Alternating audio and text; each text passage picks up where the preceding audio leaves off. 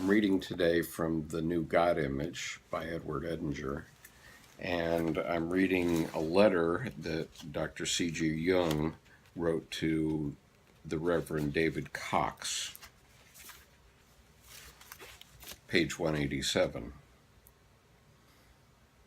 In order to accomplish his task, the union of opposites, man is inspired by the Holy Ghost in such a way that he is apt to identify him with his own mind.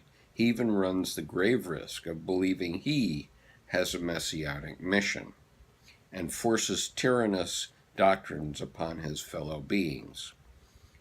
He would do better to disidentify his mind from the small voice within, from dreams and fantasies through which the divine spirit manifests itself. One should listen to the inner voice attentively, intelligently, and critically, because the voice one hears is the influx divinus, consisting, as the Acts of John aptly state, of right and left streams, i.e., of opposites. They have to be clearly separated so that their positive and negative aspects become visible. Only thus can we take up a middle position and discover a middle way.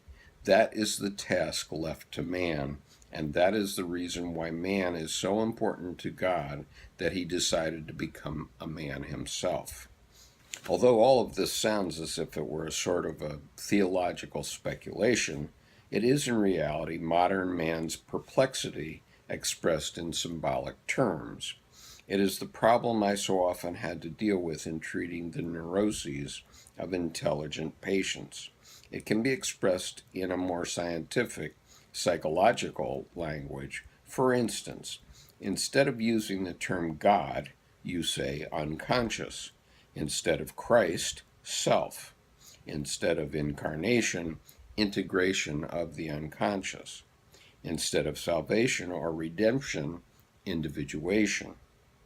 Instead of crucifixion or sacrifice on the cross, realization of the four functions or of wholeness.